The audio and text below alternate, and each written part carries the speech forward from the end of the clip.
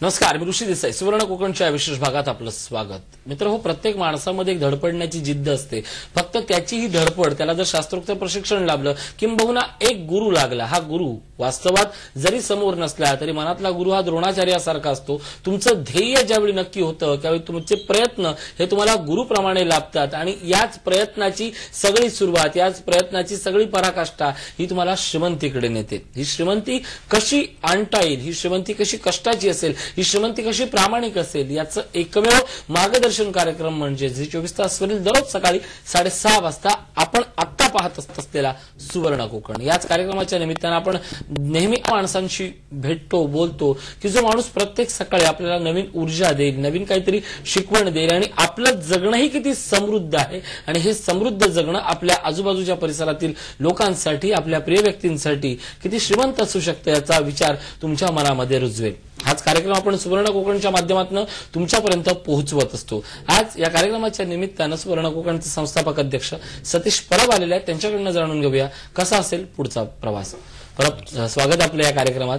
खरं तर काही दिवसापूर्वीच कोकणात आपली कार्यशाळा झाली. त्या कार्यशाळेत अनेक वक्ते भरभरून बोलले, पण एक वक्ते आठवत आहेत मला, आनंद तेंडुलकर नावाचे होते. त्यानंतर वळीमुंडेचे काही सर होते की फलोत्पादन या विषयाकडे आपण कधी पाहिलंच नाही. म्हणजे फार वर्षापूर्वी आजीनं उन्हात वाळवलेली आंबापोळी, फणसपोळी सोडली तर त्यानंतर आंबा या गोष्टीचा उपयोग हा फक्त आपण जामसाठी किंवा जास्तीत जास्त फणसपोळी एवढ्या पुरताच मर्यादित ठेवलाय. खरं तर कोकण ही आंब्याची नगरी, पण लौकिक अर्थानं जर विचार केला, कोकण सोडलं तुम्ही कोल्हापुरात जा, पश्चिम महाराष्ट्रात जा, उत्तर महाराष्ट्रात जा, अगदी पार विदर्भ औरंगाबादेमध्ये पण जा, त्या प्रत्येक ठिकाणी आंब्याचे वाळवलेले पदार्थ किंवा आंब्याचे गोड पदार्थ ज्या साठवणुकीच्या वस्तू आहेत त्याच्यावर फार छान प्रक्रिया केली जाते घरगुती पद्धतीत आणि त्या ठिकाणी मागणी असते. पण दुर्दैवानं त्यांना लागणाऱ्या सगळ्या गोष्टी या त्याच भागात न जातात. खरं तर कोकणचा आंबा चवीचा आहे, पण इथे ते केलंच जात नाही. असं का होतं, त्यामागचं कारण काय? केलं जात नाही म्हणजे काय माहितीये ऋषी, की एक सवय आपल्याकडे की आपण चालत्या गाडीत बसतो, रिकाम्या गाडीत बसायला घाबरतो की ती याड्यात जाईल म्हणून. तसंच झालं की इथे ज्या गोष्टी दिसत आहेत समोर की हा मनुष्य हे काम करतोय तर सगळेजण त्यालाच फॉलो करतात. तेंडुलकर म्हणा किंवा गीता मॅडम म्हणा, असंख्य वक्ते घसा फोडून सांगतात, परंतु नुसतं ते बोलतात आपल्या अभ्यासक्रमामध्ये, पण त्या अभ्यासक्रमामध्ये जातील लोक तेव्हा ना. आज 15 ऑगस्टच्या कार्यशाळेनुसार लोकांना ते दिसलं की ह्याच्यातून लाखो रुपये, मला वाटतं सगळ्यांच्या डोळ्यात झणझणीत अंजन जर कोणी घातलं असेल तर ते नयनताई खडपकरांनी. की एक लेडी त्याच आंब्याच्या पोळी, तेच नाचणीचं पीठ आणि तेच तांदळाच्या पिठामार्फत 1.5 ते 2 करोडचा टर्नओव्हर वर्षाला करते, ते पण एक 10 बाय 10च्या दुकानातून. मला सांगा की हाच जर कित्ता सर्वांनी गिरवला तर 1.5-2 करोड नको, 10-20 लाख रुपये तरी प्रत्येक घरात कमवले तर काय मुश्किल आहे.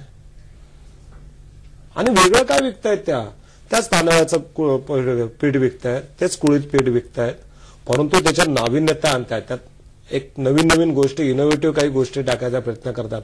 लाल माटाची भाजी आम्ही फक्त खातो, विकण्याचं काही त्याच्यात हेच नसतं, पण तीच लाल माटाची भाजी सुकवून किंवा इतर गोष्टी सुकवून त्याची पावडर करून त्याचा पराठा बनवणं आणि ते श्रीमंत घरामध्ये चवीने खायला जाणं, ह्या गोष्टी ज्या असतात ना त्याच तुमच्यातला उद्योजक घडवत असतात ऋषी.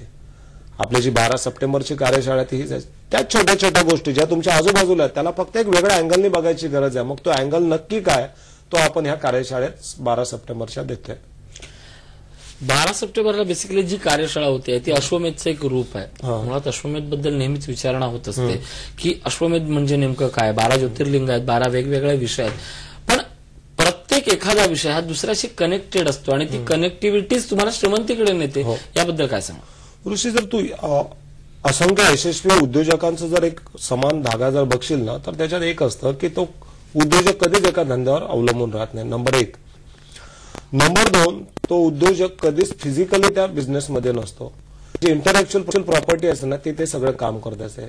म्हणजे काय की कोकणातल्या बहुसंख्य तरुणांना आपल्या गावाकडे काहीतरी करायचं. मग काहीतरी म्हणजे नक्की काय, तर मला तिकडे काहीतरी उद्योग करायचा आहे, तिथे मला शेती करायची आहे, माझ्या मातीमध्ये मला काहीतरी पिकवायचं, मला तिथे एखादं तिकडच्या 8-10 मुलांना, माझ्या गावातल्या मुलांना काहीतरी करायचं आहे. मग कसं?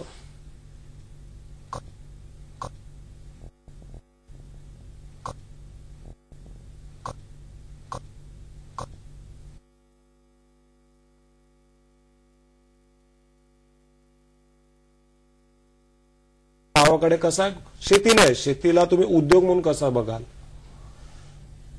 तुमच्या बरोबरच तुमच्या आजूबाजूच्या गावातल्या मुलांना त्याच्यातून कसा एक प्रचंड रोजगार भेटेल. आणि हे सगळं करताना आम्ही अश्वमेध मध्ये काय शिकवतो तर एक धंदा नसला पाहिजे. जर मी आता फल उत्पादन आणि फळ प्रक्रियाबद्दल बोलतोय, मग या फल उत्पादन आणि फळ प्रक्रियेबरोबर तुम्ही अजून काय करू शकाल. समजा तुम्ही आता हे करताय, नुसतं फळ एक युनिट लावलं फळ प्रक्रियेचं बरोबर, पण त्याला जोडधंदा तुम्ही काय देऊ शकता ते आम्ही त्याच्यामध्ये दाखवतो. कसं असतं, जेव्हा तुम्ही 4 बिझनेस एकाला एक पूरक करताना ऋषी, तेव्हा तुम्हाला कॅश फ्लो कंटिन्यू राहतो आणि तुम्ही मग निराश होत नाही. एकाच धंद्यावर उभा राहिला ना तर त्याच्यात कधीतरी मागे पुढे झालं तर आपण निराशेच्या गर्ते जातो, मग बोलतो नको हा धंदा, आपला नोकरी तेच बरं. मग असं होतं का नाही, कारण तुमच्यावरती डिपेंड्स आज पुढची पिढी तुमच्याकडे बघते. तुम्ही जर फेल्युअर झालात ना तर ते लोक आज कुठेतरी या सुवर्ण कोकण किंवा इतर माध्यमातून उद्योजक बनायचं ह्या उर्मीने उभे राहिले, पण तुम्ही जर फेल्युअर झालात ना तर ते अजून लांब पळतील. तर तसं होतं कामा नये. अश्वमेध मध्ये आलेला प्रत्येक व्यक्ती हा यशस्वी उद्योजक कसा होईल यासाठी आम्ही त्याच्यावर खूप बारकाईने म्हणजे एक वेगळ्या पद्धतीतच ते डिझाईन केलं. म्हणजे तुला मी सांगतो ऋषी की 10 मुलांच्या मागे आमचा एक शिलेदार असतो. तो सकाळ संध्याकाळ त्यांना विचारणा करत असतो की आज नक्की काय करताय, नवीन कोणता प्रोजेक्ट करताय, कुठे अडचण तर नाही ना. आणि अश्वमेध मध्ये काय होत आहे की नुसते प्रोजेक्ट आणि नुसते अभ्यासक्रम नाही तर ते कसे राबवायचे त्यासाठी आम्ही नाबार्डच्या काही अधिकाऱ्यांना बोलवतो. त्यांच्याकडून नुसतं मार्गदर्शन नाही तर तो प्रोजेक्ट कसा बनवला जातो, कशा पद्धतीत तो आपण सँक्शन करता देतो, कशा पद्धतीत त्याला ऍक्च्युअल रूप देतो. जसं नाबार्डचे अधिकारी तर कृषी विभागाचे काही अधिकारी असतात ते तिथे प्रशिक्षण देत असतात. येनकेन प्रकरण का की नुसता अभ्यासक्रम किंवा नुसता लेक्चर बाजी नसून की त्याला जर उद्योजक बनायचं असेल तर त्यासाठी लागणारी संपूर्ण मदत आम्ही अश्वमेधच्या मार्फत करतो. या सगळ्यात तुम्ही उद्योजक घडवण्याची ही सगळी प्रक्रिया आहे, पण त्याच्या मनाला कुठंतरी वाटलं पाहिजे. कारण कुठल्याही यशस्वी उद्योजकाला आपण असं विचारलं की उद्योजक होण्यासाठी काय लागतं तर तो त्यांचं प्रत्येकाचं म्हणणं असतं की 100% या कामासाठी तुमचं समर्पण पाहिजे. आज मुंबईत असे असंख्य तरुण आहेत, त्या तरुणांना जर तुम्ही प्रश्न विचारला की तुला तुझा पगार पुरतो का, उत्तर त्याचं काही अंशी हो असतं की मला एक सुट्टी आहे, 11 ते 8 जॉब आहे, मला मिळणारा 30,000 पगार आहे. पण त्याला जर असं विचारलं की समजा आपत्कालिक परिस्थिती ओढवली तर तू आणणार पैसा कुठून, ह्याच्याकडे मागेन, मित्राकडे मागेन, लोकांकडे मागेन. पण हे मागणं कशासाठी, ही श्रीमंती आपण कामावर राहूनही आपण मिळवू शकतो का, आणि त्यासाठी अश्वमेध आणि सुवर्ण कोकण कितपत फायदेशीर ठरेल. नक्की खूप फायदेशीर पडेल ऋषी. मी तेच सांगतो ना की उद्योजक हा 8 ते 10 तास शेतात उभा किंवा कंपनीमध्ये उभा राहिला तो उद्योजक कोण, जो स्वतःची फक्त जी बुद्धी आहे ती वापरून तो तिकडे बिझनेस करतो. आज अंबानी किंवा टाटा प्रत्येक युनिटवर जाऊन उभे राहत नाही. मग हे जे लिडरशिप स्किल आहे ते त्याच्यात शिकवलं जातं. तुम्ही नोकरी न सोडता नोकरीमध्ये राहून किंवा मुंबईत राहून कशा पद्धतीत तिथे विकास करू शकता, कशा पद्धतीत तुम्ही उद्योग करू शकता हेच तर शिकवलं जातं अश्वमेधमध्ये. आणि इथे कॉर्पोरेट आपण जे सामूहिक शेती बोलतो, कॉर्पोरेट फार्मिंग जे बोलतो ती हीच आहे की इकडच्या मुलांची मदत, मार्केटिंगची मदत म्हणा किंवा कोणाचा श्रमशक्ती गावच्या लोकांची, काही लोकांचा थोडाफार लागणारा पैसा किंवा काही लोकांचं संपूर्ण ते जे नियंत्रण ठेवण्याची ती प्रवृत्ती, अशा सगळ्या लोकांना एकत्र घेऊन. त्यामुळे होतं काय की प्रत्येकाची जबाबदारी कमी होते परंतु यश मिळण्याचे जे चान्सेस असतात ना ते 100% असतात. आणि म्हणून अश्वमेध हा प्रत्येकाला लाभदायक असणारच. नक्कीच अश्वमेध हा प्रत्येकासाठी लाभदायक अशासाठी आहे की प्रत्येकानं स्वतःबद्दल चहूअंगानं विचार करणं, आपलं ज्ञान हे कुठेही कमी नाहीये. आलेली प्रत्येक संधी, आलेला प्रत्येक अनुभव हा माझ्यासाठी आर्थिक श्रीमंतीत आणि मनानं समृद्ध करणारा ठरेल यात शंका नसणे म्हणजे अश्वमेध आहे. आपण याच विषयावर बोलतोय. एक छोटासा ब्रेक घेतोय. पात्रा सुवर्ण कोकण, सामर्थ्य कोकणाचे.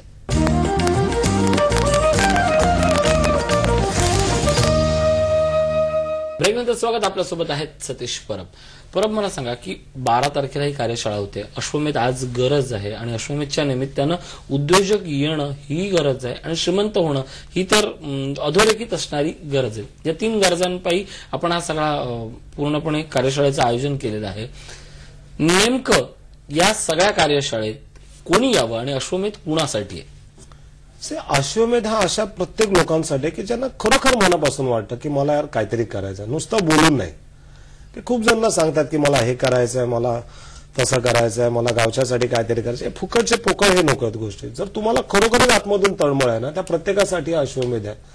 कारण अश्वमेध म्हणजे नक्की काय तर ऋषी की तुमची उर्मी आतमधून खऱ्या अर्थाने, म्हणजे जी चाड आपण बोलतो की मला माझ्या जी परिस्थिती आहे जिच्यामुळे आपल्या खूप काही लिमिटेशन आल्यात, म्हणजे आपण आपल्या मुलांना पाहिजे तसं त्यांचं भविष्य देऊ शकत नाही, आपण आपल्या आई वडिलांना जे ते डिझर्व करतात त्या गोष्टी दाखवू शकत नाहीत, किंवा आपल्या पत्नीला आपण नाही त्या गोष्टी देऊ शकत, काही अडचणी असतात. कारण मुंबईत जेवढा तुम्ही पगार घेता किंवा इतर ठिकाणी खर्च पण तेवढाच आहे. मग खूप वेळा आपण आपल्या घरची लोक मन मारून जगतात, पण ते दाखवत नाही. बिचारा त्या माऊली, त्या भगिनी त्या हसून असतात की कारण समोरच्या त्या कर्त्या पुरुषावर जोर नको.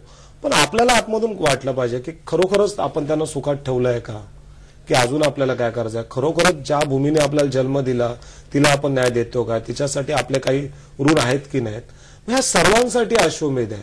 आणि अश्वमेध मध्ये आपण 12 तारखेचं जसं बोलतोय, 12 तारखेला मी असे लोक शोधून आणतो, तुला माहिती नाही की दापोली कृषी विद्यापीठाचे जे XD आहेत जोशी साहेब, मी त्यांना बोलवलं, अक्षरशः त्यांचं पूर्ण आयुष्य केलं फलोत्पादन आणि फळ प्रक्रियामध्ये.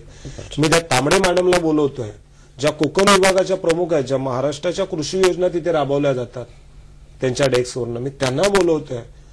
मी अंचला जोशी सारख्या मॅडमला, ज्या एक महिला असून सुद्धा वायनरी आहे त्यांची, मी नयनताई खडपकरना बोलतोय की जे करोडो रुपये नुसतं एक 10 बाय 10च्या दुकानातून ते कव्हर करतायत. असंख्य महिलांना त्यांनी रोजगार दिलाय. मी असं असंख्य महिलांना, असंख्य वक्त्यांना, म्हणजे मोजकेच वक्ते असतील, हा कार्यक्रमाचं वैशिष्ट्य असं असतं ऋषी, इथे फक्त 5 वक्ते असतात, भरभरून त्यांना म्हणजे हातचं न लागता त्यांना भरभरून बोलायची संधी दिली जाते.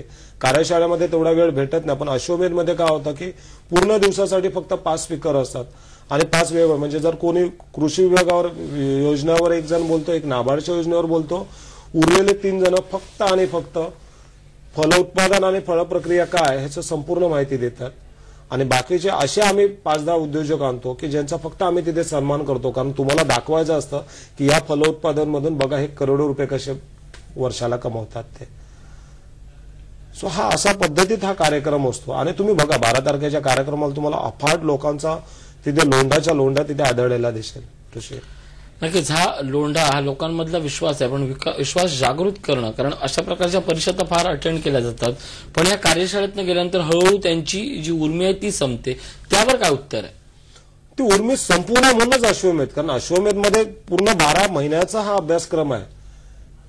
कसं होतं माहिती आहे की कोणतरी बोलतं की नाही मला ह्याच्यातच करिअर करता आहे मला, किंवा मला वन औषधीमध्येच करायचं. तसं नसतं ना ऋषी, की आपला एक माइंडसेट ठीक तयार झालं. मी नेहमी सांगतो की कार्यशाळेला कोणी होतं की ज्यांनी माइंडसेट तयार नसेल, तुम्ही ब्लँक बनवून घ्या, मग आम्हालाही आकार द्यायला बरं पडेल.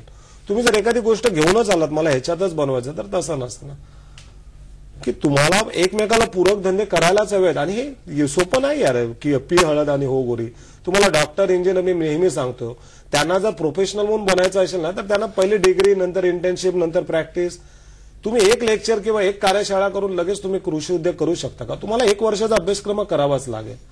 आणि वर्षभर तुम्हाला अशा श्रीमंत लोकांची सोबत भेटते, त्याच्यापेक्षा अजून काय हवंय ऋषी? नक्कीच मित्रांनो, तुम्ही कोणाच्या सोबतीनं पुढे जाता यावर तुमच्या जगण्याच्या, तुमच्या वागण्याचा आणि तुमच्या चालण्याचा दरारा असतो. तुम्ही आयुष्यात सिंहासारखे वागितलात तर तुमची सोबत ही सिंहासारख्या माणसांचीच असली पाहिजे, तरच त्या संपूर्ण कळपाला एक अस्तित्व, तुमची दहशत आणि तुमचं वर्चस्व निर्माण होतं. आयुष्यात श्रीमंती प्रत्येकाला हवी आहे, आणि श्रीमंतीतनं मिळणारी ती वर्चस्वाची ताकद, ती वर्चस्वाची लढाई, तुमच्या शक्तीचा अभिमान हा देखील तुमच्या उद्योगातनं, तुमच्या पैशातनं व्यतीत झाला पाहिजे, प्रतीत झाला पाहिजे. या सगळ्याची धडपड म्हणजे सुवर्ण कोकण. एक छोटासा ब्रेक घेतोय, पाहत राहा सुवर्ण कोकण, सामर्थ्य कोकणाचे.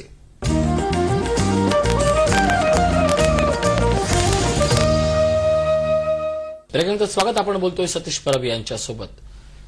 ओरोसीत जी कार्यशाळा झाली त्यावेळी असंख्य लोकांनी प्रश्न विचारले की आम्ही पुन्हा शेतीत येऊ शकतो का, शेतीत राहू शकतो का आणि शेतीत टिकू शकतो का. बाहेर मिळणाऱ्या खतांचा तुटवडा हे जसं कारण आहे, त्यापेक्षाही मोठं कारण म्हणजे कृषी मालाला कमी होत चाललेली बाजारपेठ. हा गैरसमज आहे, माझं मत नाहीये. कृषी मालाला बाजारपेठ मिळत नाहीये, आणि या सगळ्यावर कृषी मालावर थेट प्रक्रिया न करता आता अपारंपरिक किंवा वेगळ्या पद्धतीनं प्रक्रिया, मग ते प्रिझर्वेशन असेल, साठवणूक क्षमता असेल, या गोष्टींचंही शिकणं, ज्ञान आणि त्याचं वास्तवात अंमलबजावणी याची गरज झाली आहे. काय सांगाल कोकणातल्या नव्या शेतकऱ्यांबद्दल? एवढं सांगू शकेन ऋषी की आपण ज्याच लोकांच्या सहवास होतात आपण विचार पण तसाच करतो. हे जे आता तुम्हाला 12 सप्टेंबरला लोक दिसतील त्यांच्याकडे तो विचार नसेल, आणि त्यांच्या सहवासात असणाऱ्यांना सुद्धा हा विचार नसेल, कारण का ते ऑलरेडी त्यांच्याकडे मार्केट आहे, त्यांच्याकडे पैसा आहे, त्यांचं उत्पादन विकलं जात आहे. प्रॉब्लेम्स कोणाला असतात? जे प्रॉब्लेम्स मध्ये असतात, आपल्या संपूर्ण आपलं अस्तित्व हे आपल्या कंपनीवर म्हणजे आपल्या सभोवतालच्या जगावर अवलंबून असतं. आणि म्हणून आपण नेहमी ही पुस्तकं किंवा अशा कार्यशाळा किंवा अश्वमेध सारखे जे अभ्यासक्रम आहेत हे आपल्याला करावेच लागतात ऋषी.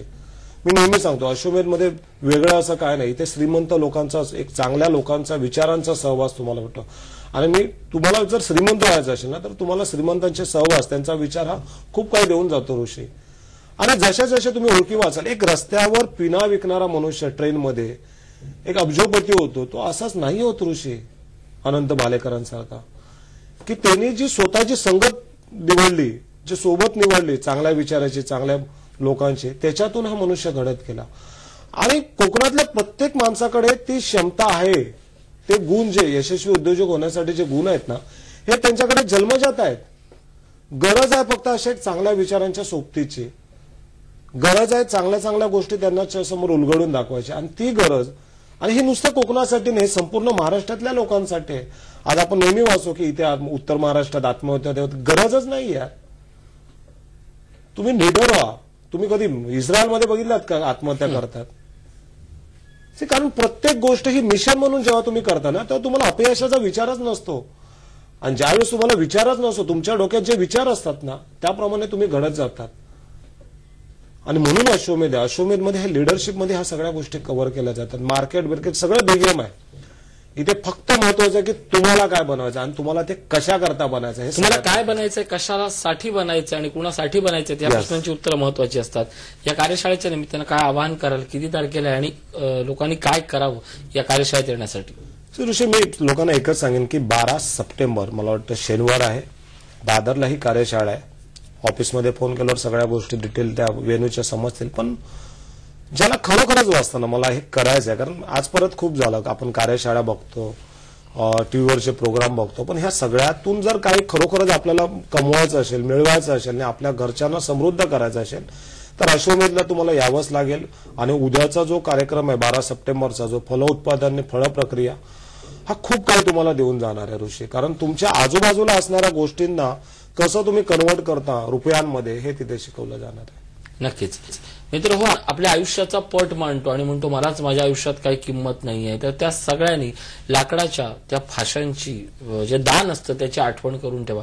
दान हे लाकडाचं असतं, म्हटलं तर दान हे निर्जीव असतं, पण दान अशा काही खुणा स्वतःच्या अंगावर उमटवून घेते, मोहरून घेते की ज्यावेळी पटाचा हा सगळा खेळ सुरू होतो त्यावेळी त्या एका फाशावर राज्याच्या राज्य, जमिनीच्या जमिनी आणि लोकांची जगण्याची जगणं ही घेतली जातात, स्वतःकडे प्राप्त करून घेतली जातात. या गोष्टीतनं काय शिकायचं? फाशानं स्वतःचं वाढवलेलं महत्व आणि तेवढी स्वतःची वाढवलेली किंमत. काही वेळेला ही प्रयत्नानं येते, नशिबानं येते, वाडवडिलार्जित येते, पण ती कष्टानंही येऊ शकते. याचा विचार आपण करूया. परत या ठिकाणी आलात, खूप सुंदर मार्गदर्शन केलं, आभार.